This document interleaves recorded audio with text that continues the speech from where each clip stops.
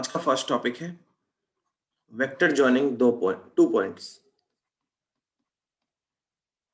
Vectors joining two points. तो इस topic में क्या होगा कि दो पॉइंट्स होंगे हमारे पास, उन दोनों पॉइंट्स को ज्वाइन करेंगे। P का लोकेशन मान लो x1, y1, z1 और Q का मान लिया x2, y2, z2। तो जैसे ही P और Q ज्वाइन होगा एक लाइन बनेगी, तो PQ एक वेक्टर हुआ, PQ वेक्टर। एक और वेक्टर हुआ QP भी। ठीक है, तो इन दोनों का हमको वेक्टर फॉर्म चाहिए, PQ लाइन का वेक्टर फॉर्म चाहिए। तो जो फॉर्मूला होता है PQ का, वेक्टर PQ का फॉर्म क्या होगा?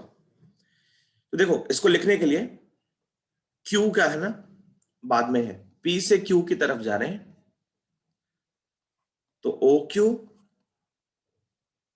Minus OP। अब OQ और OP क्या है? तो Q का पोजीशन वेक्टर और फिर P का पोजीशन वेक्टर। पोजीशन वेक्टर याद है ना कैसे निकालते हैं? Yes sir. कल हमने डिस्कस किया था, चलो एक बार फिर से देख लो। मान लो ये पॉइंट P है, इसका कोऑर्डिनेट अगर x y z है, ये हमारा ओरिजिन है। ओरिजिन का क्या होता है? 0,0,0। तो OP वेक्टर जो होता है वो होता है x i cap, y j cap और z k कैप। ये होता है OP का पोजीशन वेक्टर। ठीक, कल का फर्स्ट टॉपिक हमारा यही था, position vector of a point. तो इस तरीके से हम OP का पोजीशन वेक्टर निकालते हैं, या पॉइंट P का लोकेशन इस तरीके से हम लिख सकते हैं। तो अब PQ लाइन सेगमेंट का अगर लिखना है तो ये फॉर्म यूज करेंगे, OQ माइनस OP। पहले Q फिर P, क्योंकि हम P से Q की तरफ जा रहे हैं। PQ वेक्टर मतलब P से Q की तरफ। तो इसको लिखें अगर, तो इसका फॉर्मूला आता है x2 minus x1 i cap, y2 minus y1 j cap, z2 minus z1 k cap. और इसी तरीके से अगर किसी को QP लिखना हो तो P पे जा रहे हैं ना, Q से P की तरफ जा रहे हैं, तो ये होगा OP माइनस OQ। और इसका जो फॉर्म होगा वो होगा x1 minus x2 i cap, y1 minus y2 j cap, z1 minus z2 k cap. अगर PQ का हमको मॉडुलस चाहिए, मैग्नीट्यूड चाहिए, तो क्या फॉर्म होगा? x2 minus x1 whole square, y2 minus y1 whole square, z2 minus z1 whole square. और यही होगा QP का भी मैग्नीट्यूड। उसमें क्या लिखेंगे? x1 माइनस x2 का होल स्क्वायर, तुम्हें तो ये पता ही है। x1 माइनस x2 का होल स्क्वायर लिखो या x2 माइनस x1 का होल स्क्वायर लिखो, इन दोनों का मतलब सेम होता है ना। इसी वजह से PQ या QP, इन दोनों वेक्टर्स का अगर हम मैग्नीट्यूड निकालेंगे तो वो सेम रिजल्ट आएगा। ठीक, अच्छा, इसको विजुअलाइज करने के लिए क्या मेथड है, कैसे इसको विजुअलाइज करते हैं वो देखो। पोजीशन वेक्टर तो निकालने आता है किसी भी पॉइंट का। अगर पॉइंट का कोऑर्डिनेट दिया हो तो उसका पोजीशन वेक्टर कैसे निकालते हैं? अब यहां पे देखो, ये PQ हमको निकालना है ना। मान लो ये पॉइंट P है, ये पॉइंट Q है। P का कोऑर्डिनेट हमारा x1 y1 z1 है, Q का मान लिया x2 y2 और z2 है। हमें PQ वेक्टर चाहिए, ठीक है ना, PQ वेक्टर ये हमको निकालना है। मतलब PQ वाला ये हमको निकालना है, ये वाला, ये कैसे आ रहा है, इतना कैसे हुआ, ये वाला कैसे आ रहा है वो हमको विजुअलाइज करना है। ठीक, तो देखो, इन दोनों पॉइंट्स का पोजीशन वेक्टर निकालो।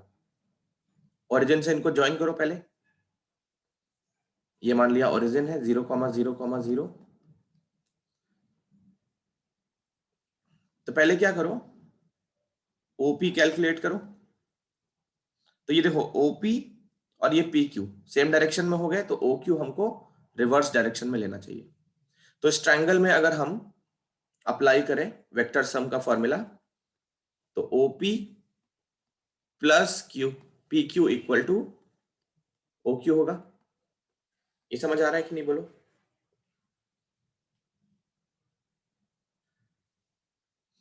OP plus P Q equal to O Q होगा, triangle law of vector addition. ये वाला क्या है, triangle law of vector addition, ठीक। Yes sir. तो यहां से अगर पी क्यू वेक्टर निकाला जाए, पी क्यू वेक्टर क्या होगा, ओ क्यू माइनस ओपी। तो ये लिखा है हमने, देखो P Q vector equal to O Q minus OP. अब ओ क्यू वेक्टर कैसे निकालोगे, ओ से क्यू का, तो ये हो जाएगा x two i cap plus y two j cap plus z two k cap. ये क्या हो गया, ओ क्यू। और फिर पी का कैसे निकालेंगे, तो एक्स वन आई कैप, वाई वन जे कैप और जेड वन के कैप। अब वेक्टर का एडिशन सब्ट्रैक्शन हमने पढ़ लिया है, आई कैप एक साथ ऐड या सब्ट्रैक्ट होगा, जे कैप वाला जे कैप के साथ और के कैप वाला के कैप के साथ। तो ये x2 और ये x1 दोनों के बीच में क्या रहेगा, माइनस, और इसके साथ आई कैप। फिर जे कैप वालों को एक साथ रखेंगे तो y2 minus Y one into J cap, और z वालों को एक साथ तो z1 माइनस z2 के कैप। ये हमारा पी क्यू वेक्टर निकल गया। ये देखो यहाँ पे यही चीज है। तो ये हो गया, हमने पी क्यू वेक्टर निकाला कैसे, उसका छोटा सा डेरिवेशन हो गया। ये बात समझ आई। Yes sir. इसी तरीके से चाहो तो क्यूपी भी कैलकुलेट किया जा सकता है। Similarly we can calculate QP vector भी, ठीक। तो ये कॉपी करो। तो एक छोटा सा क्वेश्चन हो जाए इस पे। क्वेश्चन है point P 2,3,0 and point Q -1 -2 -4, ठीक है। हमें क्या करना है, फाइंड वेक्टर पी क्यू का मैग्नीट्यूड। तो कैसे करेंगे, ये लिखा क्या है, पी क्यू वेक्टर ना, पी क्यू वेक्टर लिखा है तो क्यू का पोजीशन वेक्टर माइनस पी का पोजीशन वेक्टर।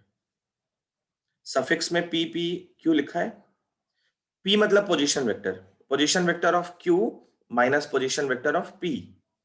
तो क्यू का पोजीशन वेक्टर कैसे लिखेंगे, माइनस आई कैप माइनस 2 जे कैप माइनस 4 के कैप। ये हो गया किसका, क्यू का। और माइनस करेंगे पी का पोजीशन वेक्टर, 2 आई कैप 3 जे कैप और 0 के कैप, तो वो छोड़ देते हैं। चलो अब इसमें से क्या करना है, आई वाले एक साथ, तो माइनस आई माइनस 2 आई कितना हो गया, माइनस 3 आई, माइनस 2 जे और माइनस 3 जे कितना हो गया, माइनस 5 जे कैप और माइनस 4 जे, सॉरी माइनस 4 के, और वहां पे के नहीं है। तो ये हो गया पोजीशन वेक्टर पी क्यू का। या तो ऐसे लिख लो या फिर डायरेक्टली फॉर्मूला लगा लो, x2 माइनस x1, तो -2 -1, ये हो गया आई cap plus y2 minus y1, तो -2 -3 into J cap plus z2 minus z1 into K cap. तो ये सिंप्लीफाई करके क्या आएगा, -3 आई कैप -5 जे कैप -4 के कैप। देखो दोनों सेम है, समझ आ रही है बात। Yes sir. अब इसके बाद अगर हम पी क्यू वेक्टर का मैग्नीट्यूड या मॉडुलस फाइंड करें, तो फॉर्मूला क्या होता है, आई का कोएफिशिएंट फिर आई j स्क्वायर प्लस जे का कोएफिशिएंट का स्क्वायर हाँ करेक्ट प्लस करेक्ट, प्लस के। के कोएफिशिएंट का स्क्वायर। तो ये कितना आएगा? 9 प्लस 25 प्लस 16। तो ये हो गया कितना, बताओ?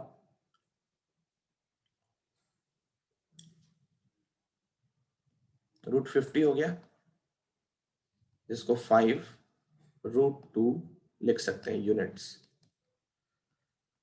तो ऐसे क्वेश्चन 1 मार्कर में पूछे जा सकते हैं। पी और क्यू दे दिया, तुमसे पी क्यू का मैग्नीट्यूड पूछ सकते हैं, ये 1 मार्कर में ऐसे क्वेश्चन पूछ सकते हैं। ठीक है, क्वेश्चन लिख लो। अब हम चलते हैं नेक्स्ट टॉपिक पे, सेक्शन फॉर्मूला वेक्टर्स के लिए। इतना कॉपी करो पहले। तो अब देखो, अब most important topic, section formula vectors के फॉर्म में।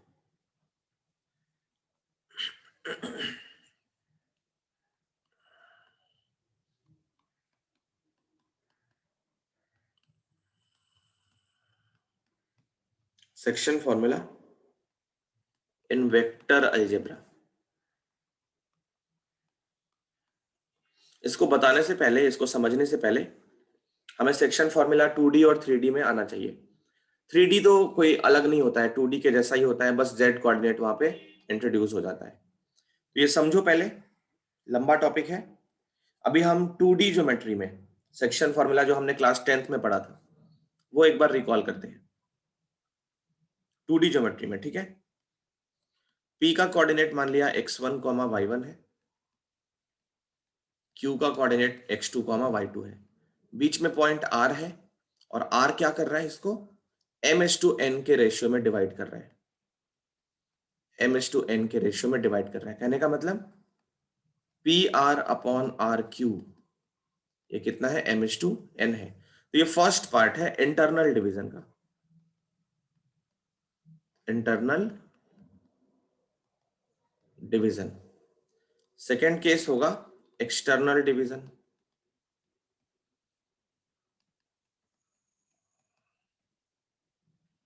एक्सटर्नल डिवीजन में क्या होगा, यही सिचुएशन कुछ ऐसे होगा। ये मान लिया P है, ये मान लिया Q है, और R जो होगा PQ के बाहर होगा, और PR अपॉन QR, यहां पे भी PR अपॉन QR कितना है, m/n है। ये रेशियो वही रहेगा, ध्यान से समझ लेना। PR अपॉन QR या PR अपॉन RQ, ये है m/n, चाहे वो इंटरनल है चाहे एक्सटर्नल है। पॉइंट P का कोऑर्डिनेट x1 y1, Q का कोऑर्डिनेट x2 y2, R का कोऑर्डिनेट हमने दोनों ही केसेस में अल्फा बीटा मान लिया है। तो पहले मैं डायरेक्टली इनका फॉर्मूला लिखता हूं, उसके बाद इनको विजुअलाइज करेंगे। तो इस केस में R का कोऑर्डिनेट अल्फा कॉमा बीटा वो कितना आता है, देखो इंटरनल डिवीजन के केस में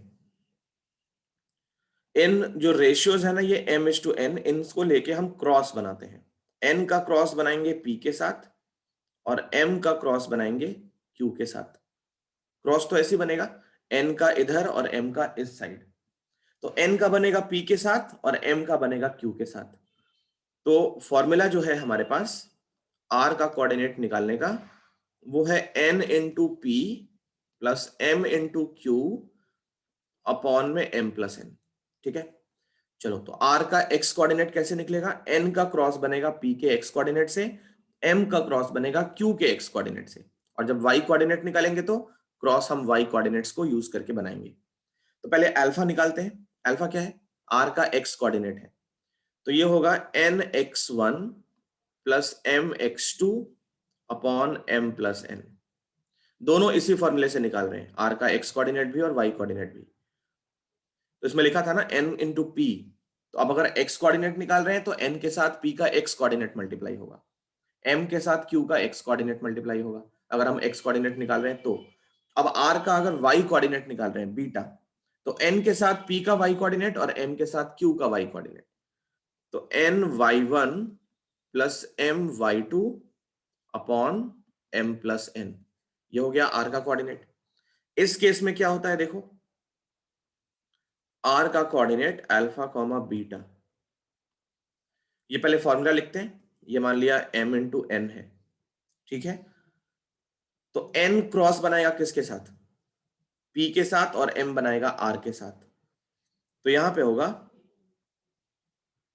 mx2 minus nx1 upon m minus n, और my2 minus ny1 upon m minus n।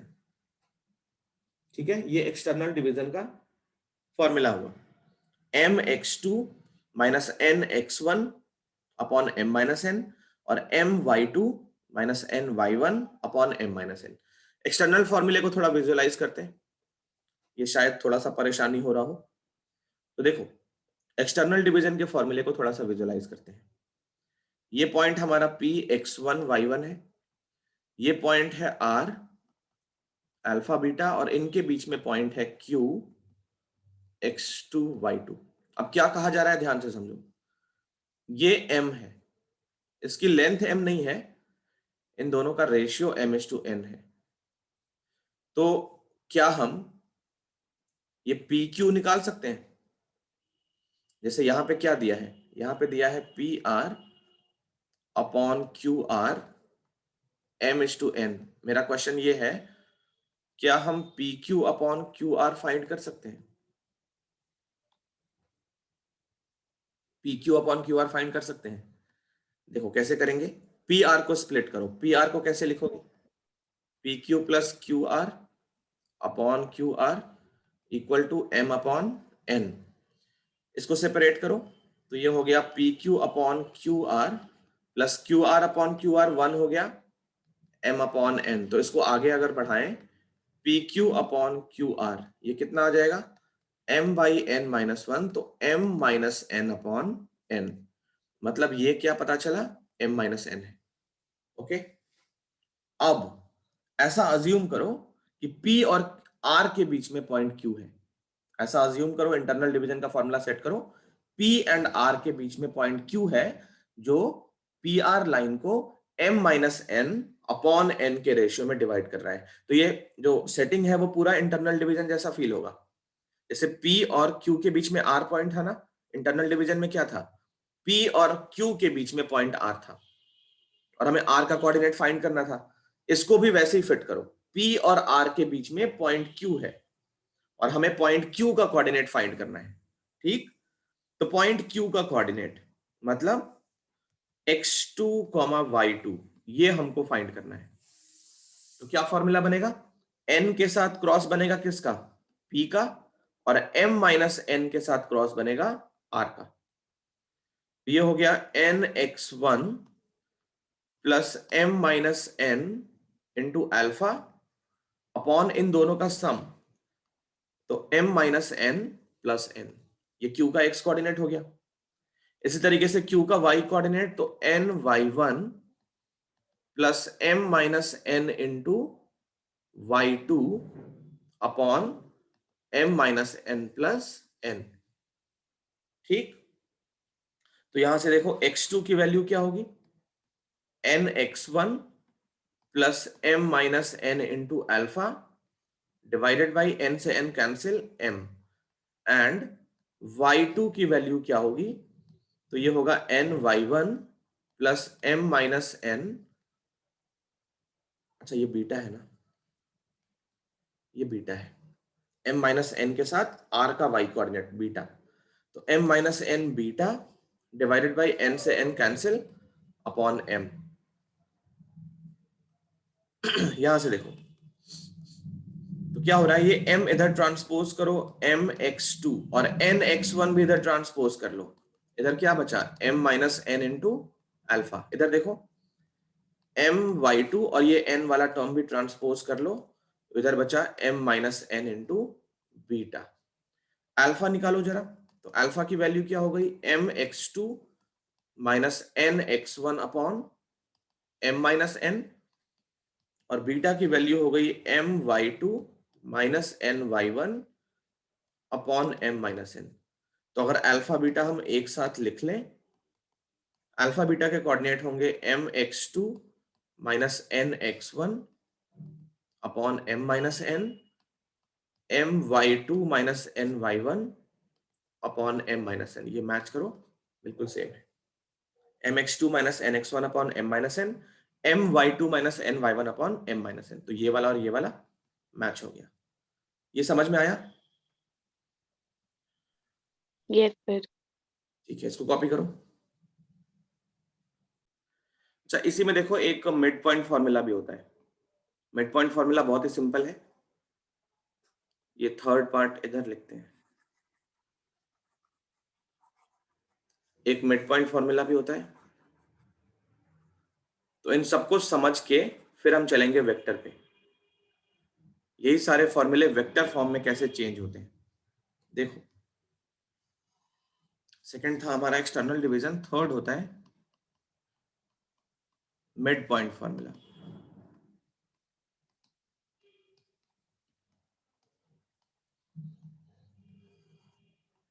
तो इसमें क्या होता है, पॉइंट P है x1 y1, पॉइंट Q है x2 y2, इनके बीच में पॉइंट R है जिसका कोऑर्डिनेट है अल्फा बीटा, और ये 1:1 के रेशियो में है, 2:2 के रेशियो में।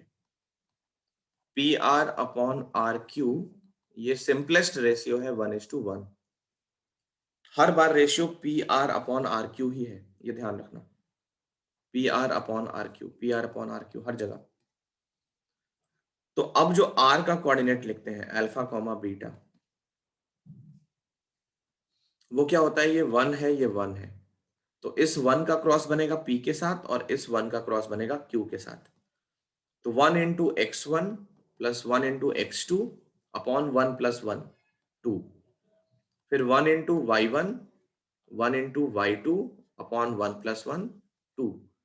तो ये होता है मिड पॉइंट फॉर्मूला। ठीक है, इसको भी लिख लो, third number mid point formula. अब ये तीनों फॉर्मूले हमको वेक्टर फॉर्म में करने हैं, इंटरनल डिवीजन, एक्सटर्नल डिवीजन और मिड पॉइंट फॉर्मूला।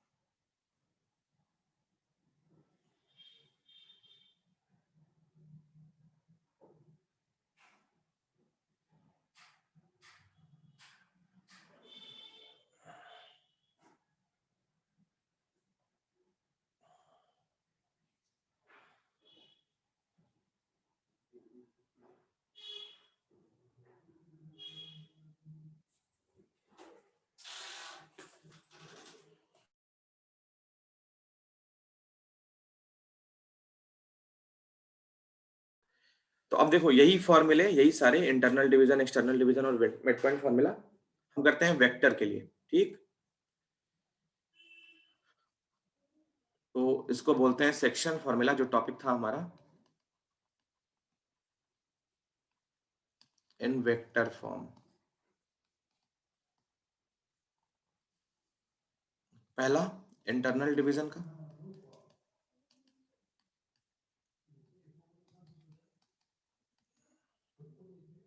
देखो क्या है, वेक्टर में हम हर चीज का पोजीशन वेक्टर निकालते हैं। ठीक है, हर पॉइंट का पोजीशन वेक्टर निकालते हैं, जो निकालना हमको आता है। ये पॉइंट P है, ये पॉइंट Q है, इनके बीच में पॉइंट R है, और P R upon R Q ये कितना है, m/n है। ये m और n, पी आर की लेंथ m नहीं है और आर क्यू की लेंथ n नहीं है। P R upon R Q m upon n है। अब क्या करो, पॉइंट P का, पॉइंट Q का और पॉइंट R का, इन तीनों का पोजीशन वेक्टर निकाल लो पहले। ये पॉइंट O है ओरिजिन, जिसका कोऑर्डिनेट 0,0,0 है। OP का पोजीशन वेक्टर मान लिया A है, OQ का मान लिया B है, और OR का मान लिया R है।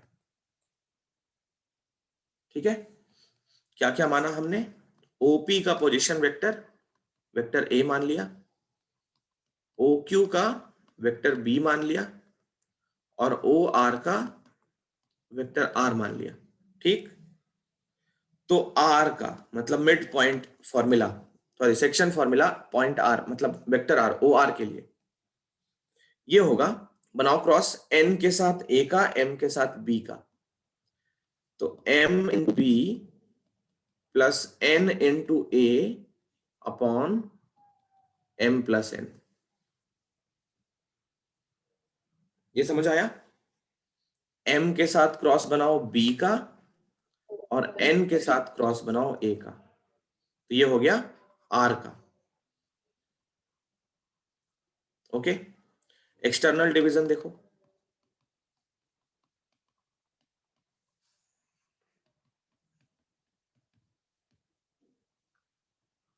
एक्सटर्नल डिवीजन में यही पॉइंट हमारा आउटसाइड रहेगा। ये पॉइंट P है, ये पॉइंट Q है और ये पॉइंट R है। और इस बार भी P R upon R Q, ये है M अपॉन N, ये हमारा पॉइंट O।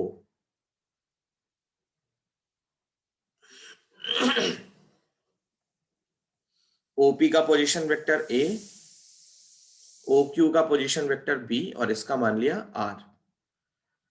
तो ये देखो पी आर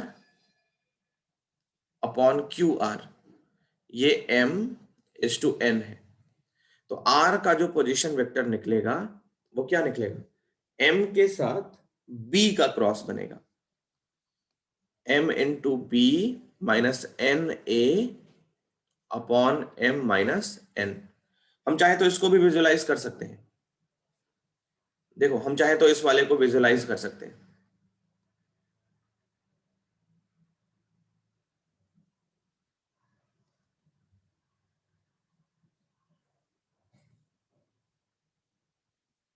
उसके लिए क्या करना है, ये पॉइंट P है, ये पॉइंट Q है और ये पॉइंट R है,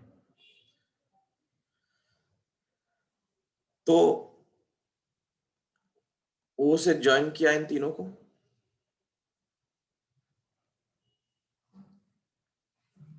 ये मान लिया A है, ये मान लिया B है और ये मान लिया R है। तो यहां पे भी वही दिया है ना, P R upon Q R M is to N, ये पूरा और ये पूरा M अपॉन N दिया है। तो अगर हम ये निकालें P Q upon Q R, तो लास्ट वाले के जैसा ये भी क्या आएगा, M minus N upon N. इसको हमने लास्ट टाइम पे देखा भी था, पी आर को ब्रेक किया था P Q plus Q R पे, है ना। तो P R sorry P Q upon Q R कितना मिलेगा, M minus N upon N. अब देखो ये मान लो, इसको भी फिट करो इंटरनल डिवीजन के केस पे, इसको भी इंटरनल डिवीजन के केस पे फिट करो। ये मान लो कि P और R के बीच में पॉइंट Q है, तो पॉइंट Q का पोजीशन वेक्टर B वो कितना होना चाहिए, इस वाले के साथ क्रॉस बनाओ R का, तो ये कितना है M माइनस एन है, M minus N R plus N के साथ क्रॉस बनाओ A का, डिवाइडेड बाई इन दोनों का सम, तो M minus N plus N, यहां से B कितना आएगा, ये हो जाएगा M minus N into R plus N A divided by N, N cut गया M, तो ये बन गया एम बी, एन ए को भी इधर ट्रांसपोज कर लो, ये हो गया M minus N into vector R। तो वेक्टर R की वैल्यू क्या मिलेगी, ये मिलेगा M B minus N A upon M minus N, ये मिल गया वेक्टर R। देखो सेम है। Okay yes sir. ठीक है, इसको कॉपी कर लो, फिर इसका मिड पॉइंट फॉर्मूला है।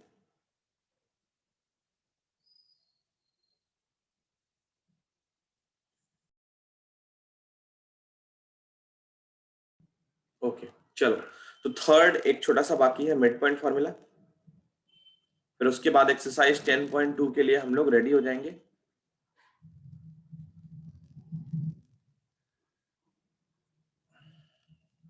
मिड पॉइंट फॉर्मूला भी इंपॉर्टेंट है, कई बार उस पर डायरेक्ट क्वेश्चन पूछा जाता है, ठीक है। तो देखो third case mid point formula,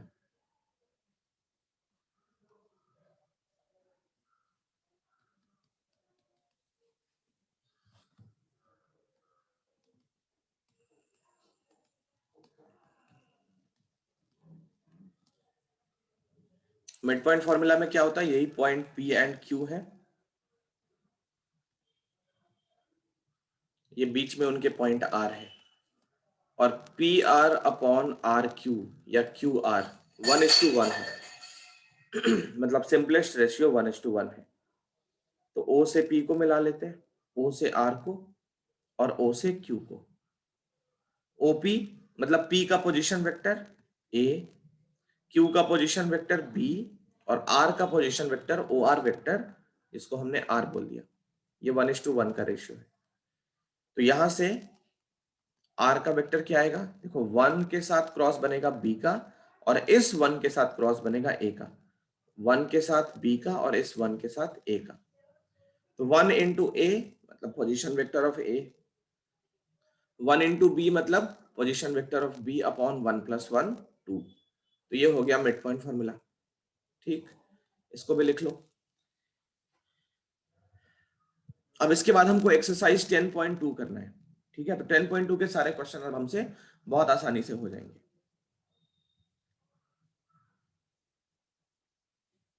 यहां तक कॉपी कर लो पहले, फिर बताओ।